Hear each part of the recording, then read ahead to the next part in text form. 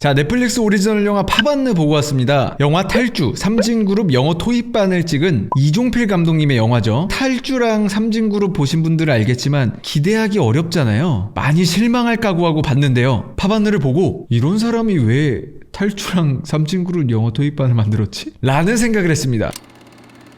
안녕하세요. 곰곰이 생각하면 재미있는 영화 곰텐트의 곰PD입니다. 넷플릭스 오리지널 영화 파반느 보고 왔는데요. 박민규 작가님의 죽은 왕녀를 위한 파반느가 원작이죠. 배우로는 미정 역의 고하성님, 요한 역의 변요한님, 그리고 경록 역의 문상민 배우님이 열연하셨습니다. 내용 소개 이제 간단히 드리면은 기본적으로 이게 삐까번쩍한 백화점 지하에서 근무하는 새 청춘의 이야기입니다. 이게 멜로 영화인데 새 청춘이라는 지점이 되게 특이한 매력인 것 같아요. 우선 굉장히 잘생긴 배우 아버지에게 버림받은, 근데 유전자는 그대로 물려받아서 어딜 가나 시선을 받는 경록이 나오고요. 그리고 이런 경록이 사랑하게 되는, 호감과는 외모와는 되게 거리가 멀고 그래서인지 공룡이라는 별명을 가진 채 백화점 지하실에서 근무하는 여직원 미정, 그리고 회장 아들이긴 한데 첩의 아들이라고 평생을 손가락질 받으며 살아온 소설가 지망생 요한. 이렇게 사회에서 어떤 상처나 콤플렉스가 있는 새 청년의 위로와 사랑에 관련된 이야기입니다. 그리고 어느 정도 이제 요한이 이 경록과 미정을 관찰하고 인연을 연결해주면서 영화가 진행되는데, 이 요한의 생각과 시선 이런 것들이 초반에 위로를 주고 사회를 바라보는 새로운 시선을 준단 말이죠. 그런 재미가 있는 영화입니다. 고하성님, 문상민 배우님도 진짜 대단하셨지만 전 가장 강렬하게 기억에 남는 건 변요한님이었는데요. 약간 미생의 한석율하고 같은 포지션? 근데 비슷한 듯 또 완전 새로운 연기를 보여주셨어요.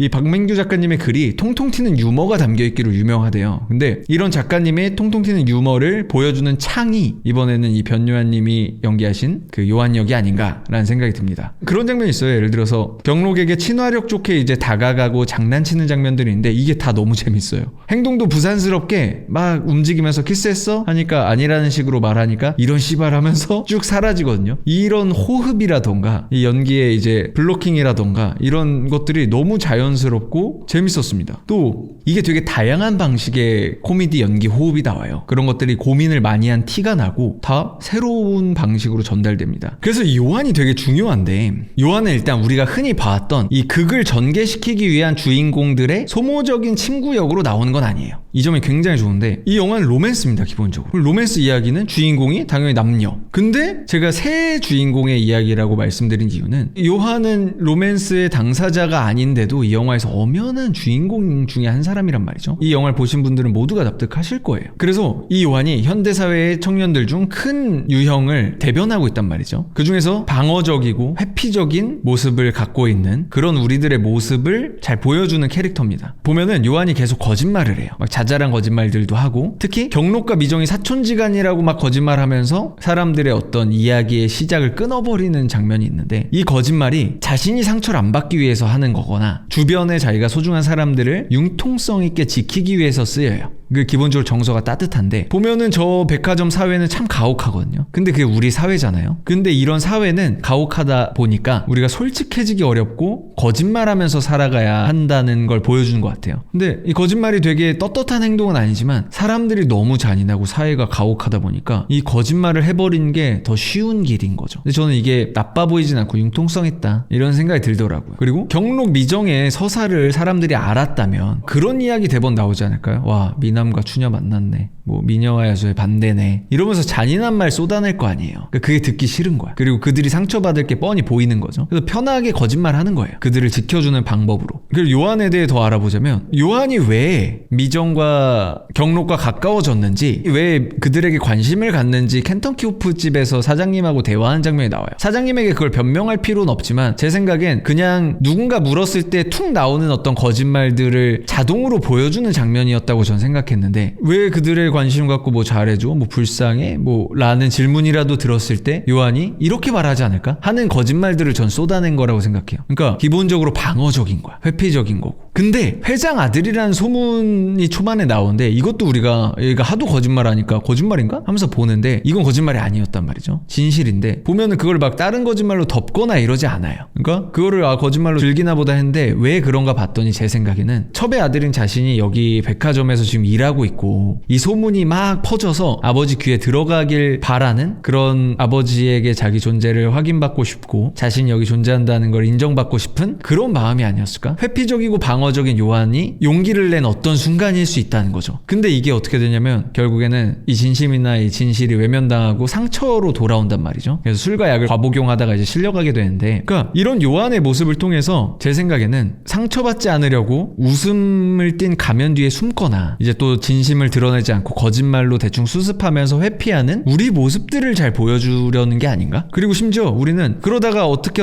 한번 용기를 내. 근데 이 사회는 너무 가혹해서 이 진실을 이제 상처로 돌려주거나 이 진심을 그냥 고통으로 이제 돌려주는 그런 잔인한 상황들을 또 냉철하게 보여준 거 아닌가? 라는 생각이 들더라고요. 경록과 미정을 보면 요한이 이제 두 사람에게 베푼 것처럼 경록도 미정에게 그냥 관심을 가진단 말이죠. 요한의 걱정은 그거예요. 경록처럼 멋진 잘생긴 사람이 다소 이제 외모가 뛰어나지 않은 미정에게 막 관심을 가지고 동정을 주는 거는 미정에게 아픔이 될 수 있다는 거죠. 야, 지속할 수 없으면 가벼운 동정으로 사람 아프게 할 수도 있는 거야. 이렇게 말하고 있는 건데 얼핏 맞기도 한데 그렇게 사람에게 어떻게 보면 관심이나 이런 것들을 주는 게 그렇게 나쁜가? 라는 질문을 경록을 통해서 이 영화는 하고 있는 것 같아요. 경록은 길고양이한테 매일 밥을 주는 사람인데 처음에는 고양이한테 밥 주러 가야 돼요 라는 말 때문에 집고양이를 키우는구나 라고 우리가 오해하면서 보는데 알고 보니 길고양이한테 계속 밥을 준단 말이죠. 그러니까 저만 해도 길 가다가 길고양이한테 통조림 사준 적이 있는데 집에 돌아가자마자 그 생각 드는 거예요. 쟤 내일 누가 밥 주지? 쟤 내일 뭐 먹지? 나 이 길 안 지나는데 이제 이 한때의 동정이 오히려 그 고양이가 거기 외롭게 기다릴 명분만 주면 어떡하지? 이런 생각을 한단 말이죠. 그리고 심지어 저는 그런 경험이 있단 말이죠. 어릴 때 이제 되게 아름다운 여성이 그냥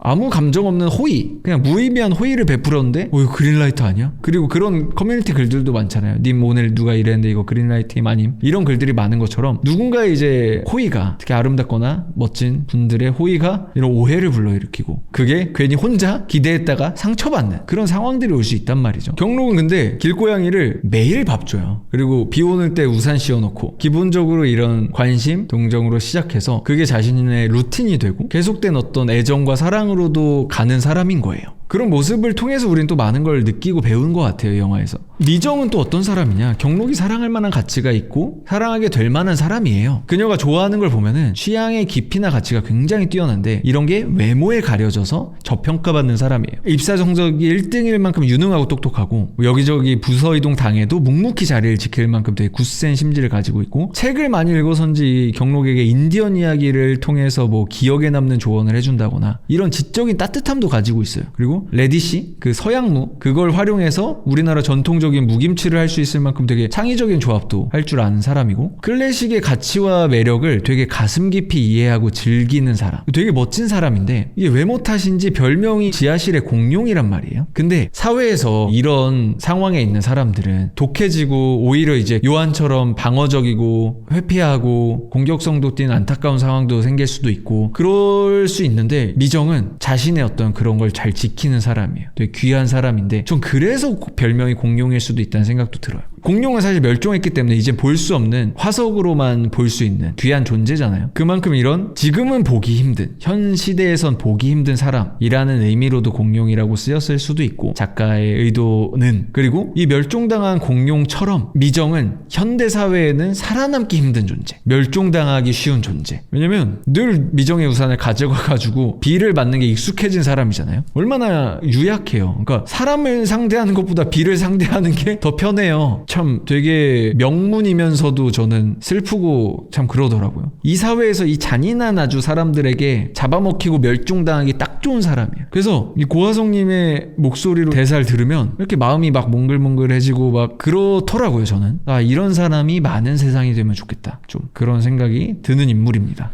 고화성 배우님의 역량이 돋보이는 게 말투의 디테일을 참 잘 살립니다. 이 주눅든 느낌은 있는데 동시에 지적 능력이 있으면서 클래식이나 이런 걸 사랑하는 어떤 기품 있는 취향을 가진 그런 캐릭터라는 게 톤의 디테일에서 되게 잘 느껴지는 것 같아요. 되게 작고 조근조근한 목소리로 하지만 자기만의 속도와 호흡으로 천천히 꾹꾹 눌러서 말한다거나 뭐 이런 느낌들이 저것만으로도 캐릭터가 알 것 같다, 이 사람의 성격을 알 것 같다, 이런 생각이 들더라고요. 약간 우리 주변에 되게 생각이 예뻐가지고 친해지고 싶은 문학소녀, 그녀 그런 사람이 떠오르더라고요. 그래서 이 인물들 자체가 어떤 주제의식을 강하게 내포하고 있다고 생각이 들고, 이 백화점의 구호를 보면은 친절과 감동이 있는데요, 이거 자체가 이 이야기의 메시지 같더라고요. 그러니까 요한이나 경록처럼 그냥 우리가 사람에게 친절을 베풀고 그게 미정에게 감동으로 다가가고, 그리고 친절을 이유 없이 베풀었었더라도 그게 사랑이 되고, 감동을 받은 미정 또한 사랑으로 커지고, 그래서 우리는 사람들에게 이유 없는 친절을 베풀고 감동을 받고 사랑을 키워야 한다, 이런 어떤 메시지가 담긴 영화가 아닌가. 이런 구호와 인물들의 설정, 관계를 통해서도 그런 메시지가 잘 전달되는 것 같습니다. 그래서 저는 이 영화가 되게 세월이 지나도 변하지 않는 가치를 말해준다고 생각하는데, 이 외모라는 건 사실 세월이 지나면 변하잖아요. 그래서 기본적으로 그 안에 숨겨진 어떤 진정한 그 사람의 매력, 가치, 그 사람과 같이 있을 때 또 내가 어떤 사람이 되어가는지, 이런 것들에 대한 행복이나 만족, 즐거움, 그걸 통해서 느끼는 사랑, 이런 걸 좀 잘 보여주고 있는 것 같고, 그런 변하지 않는 가치를 이 영화에선 여러 가지 은유를 통해서 잘 보여주는 것 같고, 미정의 되게 멋진 조언 중에 인디언 이야기가 있었단 말이죠. 말을 타다가 인디언들은 중간에 멈춰서 잠깐 서서 뒤를 돌아본대요. 근데 그게 말이 지쳐서도 아니고 사람이 지쳐서도 아니래요. 혹시나 이 너무 빠른 속도에 뒤처진 이제 내 영혼이 따라올 수 있, 나에게 그걸 기다려준다고 하더라고. 근데 이게 여러 가지 생각이 드는데, 이 현대사에 너무 빨라요. 너무 빠르게 변하고 내 기분이나 내 가치를 생각할 겨를도 없이 사람들이 쫓는 가치를 따라서 나도 가게 되고, 그리고 나에게 너무 빠른 일과 생각을 요구하고, 이런 것들이 내 영혼의 속도가 따라잡지 못하는 사회인데, 그런 것들을 잘 비유한 어떤 말이 아닌가라는 생각이 들더라고요. 그리고 이런 것들이 사랑과 스킨십 영역에서도 잘 보여주는데, 보면은 그 경록과 미정이 서로의 마음을 진심으로 교류하고 확인한 후에야 키스를 해요. 그래서 키스를 실패하는 장면이 크게 2번 나오는데, 경록에 의해서 관람차에서 하려다가 미정의 약간 겁으로 키스를 못하고, 또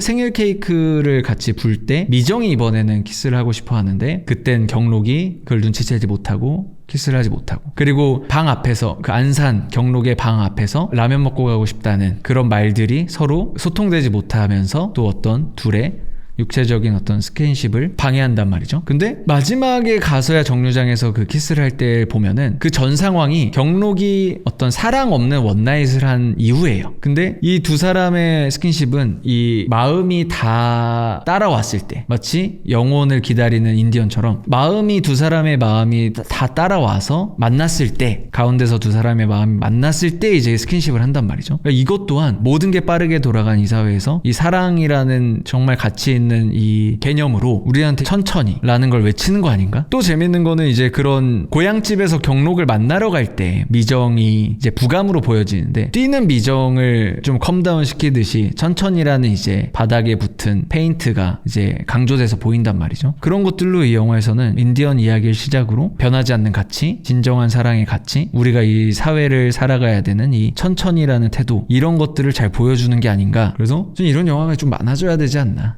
그런 생각도 듭니다. 근데 사실 이 둘이 확인하는 시점이 사실은 좀 느렸다는 생각도 들어요. 사실은 이미 두 사람은 그 전에 서로가 없으면 안 되는 것들을 알고 있었고, 근데 그걸 확인한 시점이 늦은 시점인데, 경록의 경우는 그 사람이 없으면 안 된다는 거를 LP바에서 이제 원나잇한 그녀와 똑같은 구도로 노래를 들을 때 깨닫잖아요. 눈물을 흘리면서. 그 사람이 없으면 이제 안 되는 거고. 근데 사실 미정의 경우에는 그 편지를 쓴 시점에 사실은 이미 깊이 사랑하고 있는 거잖아요. 떠나면 안 되는 수준으로 사랑한 건데, 미숙한 두 청춘인 건데, 그런 말을 합니다. 당신이 내가 없으면 살 수 없는 그런 사람이면 좋겠다는 생각도 했어요. 근데 문득 생각을 해보니 내가 당신 없으면 못 살겠는 거야. 아, 그건 나구나. 근데 어쩌면 거기서 오는 어떤 큰 차이, 내가 그 사람 없으면 벌써 안 되는구나. 그래서 사랑하지만 떠난다, 이런 말들을 하는데, 사실 이 두 사람은 이미 서로가 없으면 안 되고 함께 하면 되는 거였죠. 근데 그걸 나중에 확인하는데, 그런 만큼 이제 서로가 없으면 안 되는 것들을 느꼈고 그로 인해서 서로가 서로에게 빛이 되었고 그게 어둠에서 서로를 꺼내준 거죠. 근데 요한도 마찬가지예요. 사실 요한 또한 이 두 사람의 이야기를 쓰면서 그 책 속에선 본인이 주인공이란 말이에요. 그 두 사람의 이야기를 관찰하면서 본인이 어두운 터널 같은 청춘을 극복해낸 그런 이야기로 나옵니다. 그래서 이야기 속에서는 해피엔딩으로 끝나죠. 이 영화의 결말이 참 슬프면서도 좋더라고요. 그 미정은 어쨌든 경록의 그 사랑 덕분에 친절로 시작해서 감동이 되었고 사랑이 된 과정을 통해서 미정은 구원받은 것 같아요. 요한 또한 이 두 사람을 통해서 빛을 얻었고 구원받았고 저는 처음에 이제 버림받은 어머니 그리고 버림받은 여성에 대한 어떤 강한 트라우마를 가진 채 자란 경록이 어머니를 떠올리게 하는 어떤 여성일 수도 있는 미정을 만났을 때 이제 강하게 빨려 들어가고 연민이 생기고 그로 인해서 이 백마탄 왕자 스토리의 구조가 잡히는 그런 영화라는 생각도 들긴 했는데 그렇게 어떻게 보면 시작이 되는 듯 하다가 그런 미정을 만나 여러 가지 아픔이 극복되는 경록을 보면서 또 경록 또한 어떤 위로를 받았다. 미정과 요한도 다 빛을 얻었지만 경록 또한 그런 미정을 통해서 어린 시절 그런 아픔이나 이런 거에 치유된 그런 이야기가 아닌가라는 생각도 듭니다. 그래서 새드 엔딩이지만 해피 엔딩인 그런 결말이 아닌가라는 생각도 듭니다.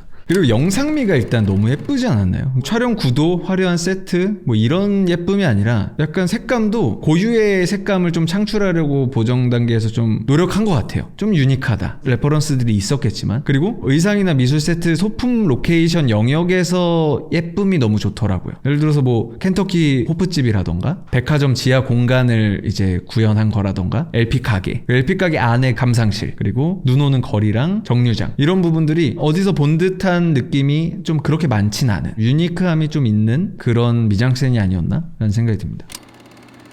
자, 그래서 이 영화는 원작을 꼭 읽어보고 싶게 만드는 그런 잘 만든 영화라는 생각이 듭니다. 또 다른 최신 영화와 원작이 있는 재밌는 영화들 리뷰 후기로 돌아오겠습니다. 지금까지 곰피디였습니다. 감사합니다.